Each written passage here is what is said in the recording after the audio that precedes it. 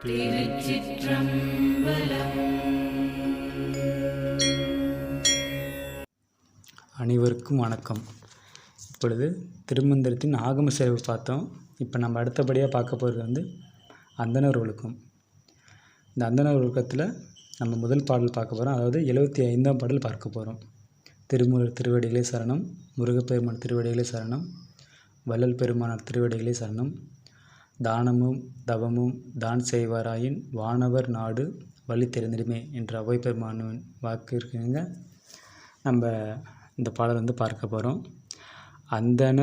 அந்தணருவோர் அரு தொழில் பூண்டுள்ளோர் செந்தழல் ஓம்பிமும் போதும் நியமஞ்செய்து அந்தவர் நற்கரு மத்து நின்றார் கிட்டும் சந்தியும் ஓதி சதங்கருப்பார்களே. என்ன சொல்கிறாருன்னா, அந்தணர் என்று சிறப்பித்து சொல்லப்படுவோர் அது அறவர், அந்த அறத்தில் நிற்கிறவங்க. அவர் என்ன பண்ணுவாங்கன்னா, பிறப்பறுக்கிறதுக்காண்டி முயல்வாங்க. எப்பொழுதும் இறைப்பணியிலே அவங்க நிற்பாங்க. அதனால் அவர் தம்முனைப்பற்று அருள் முனைப்பால் செய்யும் இருளில் தொழிலினுடன் ஆதலால் அத்தொழில் அறுதொழில் என வழங்கப்பட்டது. அருள் தொழில் என்பது தொழிற்பயன் செய்தாரை சாராது அற்ற தொழில் என்பதாகும். இந்த அறுதொழில்னா என்ன அர்த்தம்னா, அற்ற தொழில். இந்த தொழில் பயணம், இந்த செய்யும் தொழிலை அது சாராது. அது சாராமல் அறுதொழில்னா எதுவுமே இல்லாத ஒரு அற்ற தொழில். இப்போ நம்ம செய்கிற தொழில் அதில் சேராது. செய்யாத தொழில் தான் அதான் அறுதொழில் அப்படின்னு சொல்லியிருக்காரு. அறுதொழில் என்பது இது தொழில் பயனில் செய்தாரை சாராது. இந்த தொழில் பயனில் வராது. தொழிலாக சில பேர் தானம் செய்வாங்க, அறம் செய்வாங்கள்ல, அது சாராதுன்னு சொல்லியிருக்காரு. ஏறுவினை எனினும் ஆகமியம் எனினும் ஒன்றே. இதற்கு அற்ற தொழில் என பொருள் கொள்ளாது 6 வகை தொழில் என கூறுதலும் உண்டு. இந்த அற்ற தொழில்னு சொல்லாமல் இது அறுதொழிலை 6 வகை தொழில்னு சொல்லுவதும் உண்டு அப்படின்னு சொல்கிறாங்க. அது என்னன்னா, ஓதல், ஓதுவித்தல், வெட்டல், வேட்பித்தல், ஈதல், ஈவித்தல் என்பன. இவற்றுள் ஈவித்தலை விடுத்து ஏற்றல் என கூறுவாரும் உளர்.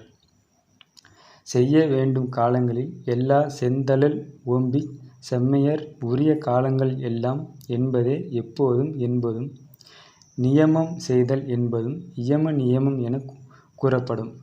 எண்வகை யோக உறுப்புகளும் ஒன்று. அதனை இயற்றல் என்பதாகும்.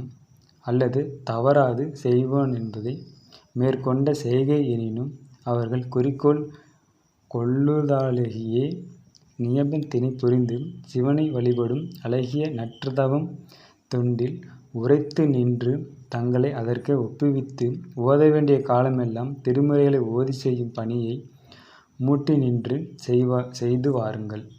அதில் சடங்குன்னா என்னென்ன அர்த்தம்னா, செய்யும் பணி. கரணம் என்ற அறுத்தல், முட்டினை செய்தல். அதான் அந்தணர் என்பது அறவோர். அறுதொழில் என்னன்னா ஓதுதல். ஓதுதல்னா ஓதுறது, இந்த அறத்தை ஓதுறது, அதான் ஓதுதல். ஓதுவித்தல், பிறருக்கு ஓதுவது. தவம், தவத்தை இயற்றுதல். வெட்டல், வெட்டல்னா அடுத்து ஈட்டல். ஈட்டல்லாம் என்ன சொல்கிறது, பொருளை ஈட்டணும். ஈட்டினதுக்கப்புறம் என்ன பண்ணணும்னா ஈதல். அதை தானம் செய்யணும். இதெல்லாம் கொடுக்கறது, அது கொடுக்கணும் அப்படின்னு சொல்லியிருக்காரு.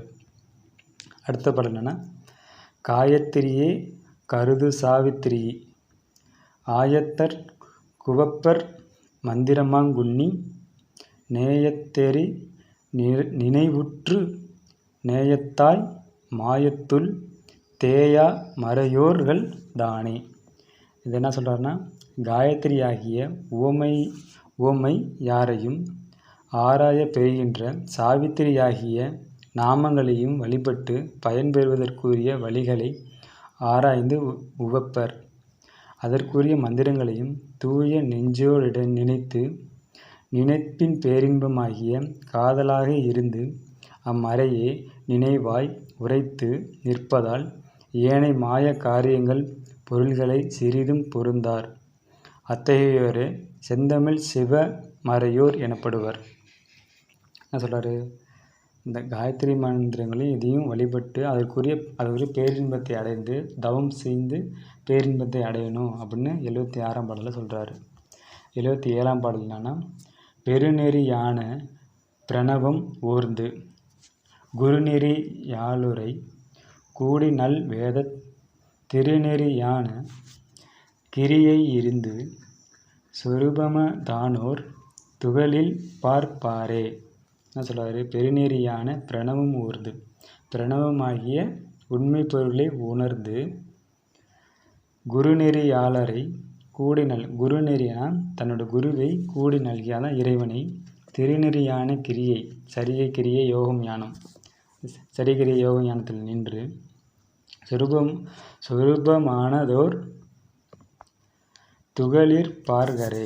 என்ன சொல்கிறாருன்னா, ஓ மொழியானது ஏனைய மந்திரங்களில் விரிவிற்கும் அவற்றின் ஒலிப்பிற்கும் தாயாக அமைந்தது. இந்த ஓம்ங்கிறது அதான் ஓம்.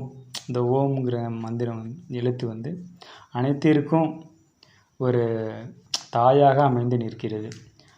அதனால் அம்மறை பெருநெறி எனப்படும். அதனை அருள் வளத்தால் உணர்ந்து சிவகுருவின் திருவருள் நெறியால் திருவேந்தலத்தின் அருமறை கேட்டு அக்கேள்வியாகிய உபதேசத்தினால் திருநெறியான திருவருளை கையேற்று நடப்பர்.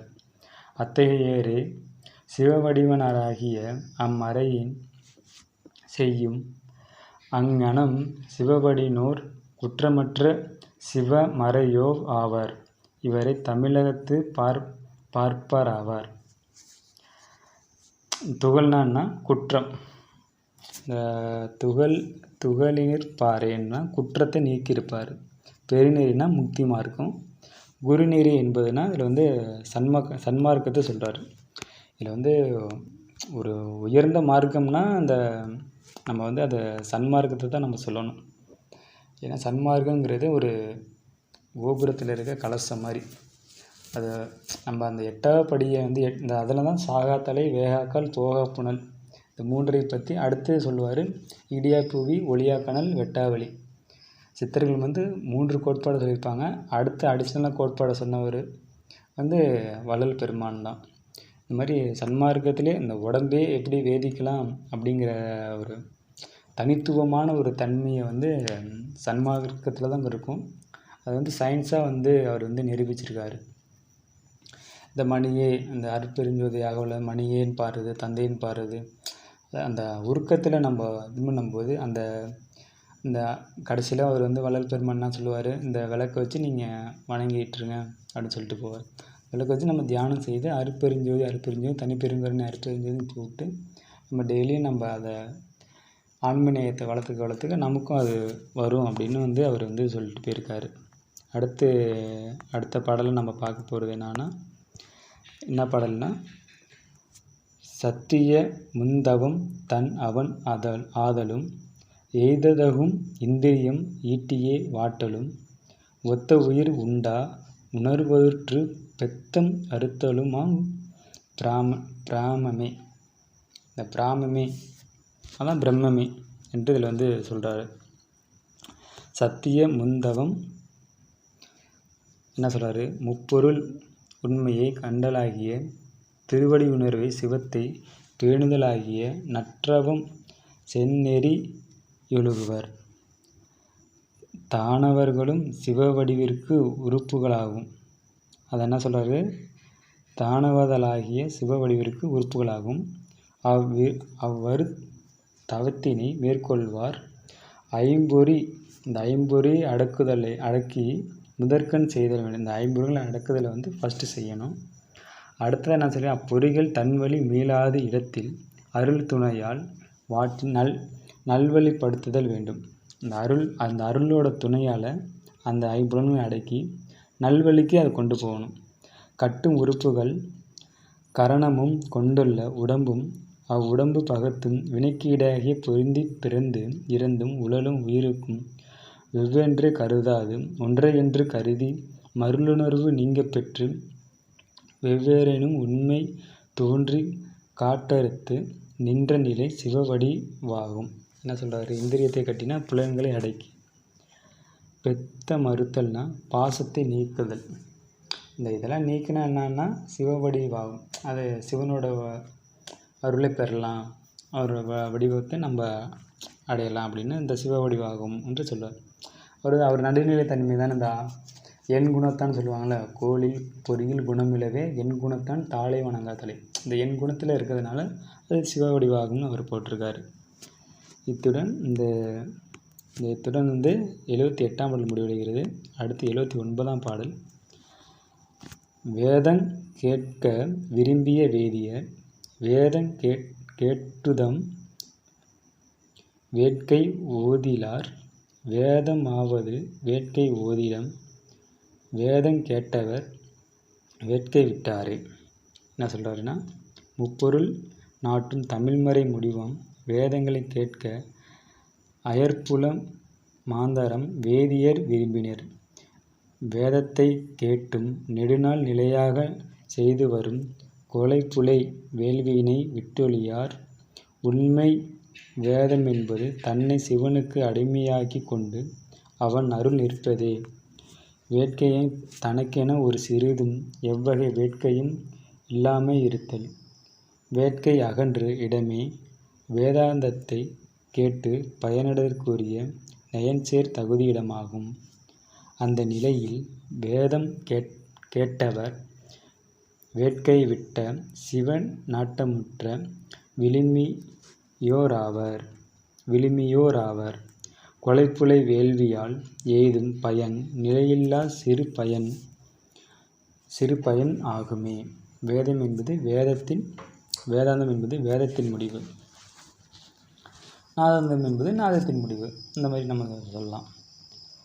அடுத்து என்ன சொல்கிறாருன்னா, வேதம் விரும்பி கேட்டு என்ன பண்ணாங்கன்னா, இந்த வேள்வி நடத்தி இந்த கொலைப்புலை செய்து அந்த மாதிரி நீங்கள் அடைய முடியாது. தன்னுருள இருந்து அடையணும் அப்படின்னு சொல்கிறாரு. அடுத்து 80ஆம் பாடல். நூலுஞ் சிகையும் நூவர்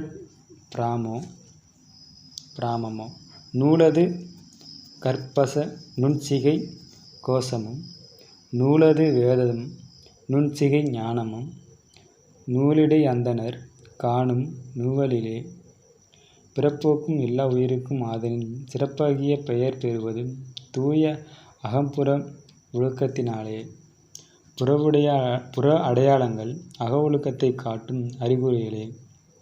அக ஒழுக்கம் இல்லாமல் புற ஒழுக்கமாகிய அடையாளம் மட்டும் கொள்வது தன்னையும் பிறரையும் வஞ்சிக்கும் பாவச் செயலே ஆகும். அம்முறையின் பேர்கொண்டு பார்ப்பார் பூணுதலும் உச்சிக் குடுமியும் விடாது பற்றி கொண்டு தம்மை பார்ப்பார் என்பர். இவை பிரம்மத்தன்மையுணர்ந்தும் உண்மை ஆகா. அக்குறிப்பே நூவர் பிரம்மமோ வென்பது. நூலென்பது கயிறு, சிகை என்பது மயிர்முடியாகும். இவற்றில் அக அடையாளங்கள் நீங்கள் உயிர் ஒழுக்கமுள்ளவனாக முறையே மறைமுடிவும் முடிப்பால் பெறப்பட்டு முப்பொருள் உண்மையை திருவடி உணர்வாலே உணர்ந்து தெய்வமருள் நூலுடை அந்தணரே காணின். இவை ஒவ்வொன்றிற்கும் செய்விற்கரிய புனனாதல் வேண்டும். அதாவது புனலில் இந்த 5 புலன்களை அடக்கி ஆள வேண்டும் என்று சொல்கிறார். இத்துடன் இந்த அந்தணர் ஒழுக்கம் நம்ம பாகம் 2 பார்ப்போம். மீண்டும் அடுத்த பாடலாக மீண்டும் சந்திப்போம். நன்றி, வணக்கம். திருச்சிற்றம்பலம், தில்லையம்பலம். ஓம் நமச்சிவாய, ஓம் நமச்சிவாய, ஓம் நமச்சிவாய. திருச்சிற்றம்பலம். அனைவரும் தானமும் தவமும் தான் செய்வாராயின் வானவர் நாடு வழித்திறந்தினமே என்ற வவை பெருமான் வாக்கியிருக்கணுங்க. இந்த தானத்தையும் தவத்தையும் நம்ம சின்ன பிள்ளையிலேருந்து நம்ம அதை கற்றுக்கிட்டே வரணும். அப்படி இல்லைனாலும் நம்ம இந்த ஏஜ் இருக்கிறதுக்கும் இந்த உடம்பினை பெற்ற பயனாவதெல்லாம் உடம்பினுக்குள் உத்தமனை காணுன்னு சொல்லியிருப்பாங்க. இந்த உடம்பினை பெற்ற பயன் என்னன்னா, நீ அந்த உத்தமனை இறைவனை பார்க்கறது தான் அப்படின்னு சொல்லியிருப்பாங்க. மற்ற இன்பங்கள்லாம் பிற அவ்வளோதான் அப்படின்னு சொல்லியிருப்பாங்க. அதனால் நம்ம தானமும் தவமும் செய்து இல்லவெல்ல என் பெருமானை அடையுமாறு தாழ்மையோடு கேட்டுக்கொள்கிறோம். நன்றி, வணக்கம். திருச்சிற்றம்பலம், தில்லையம்பலம். ஓம் நமச்சிவாய, ஓம் நமச்சிவாய, ஓம் நமச்சிவாய.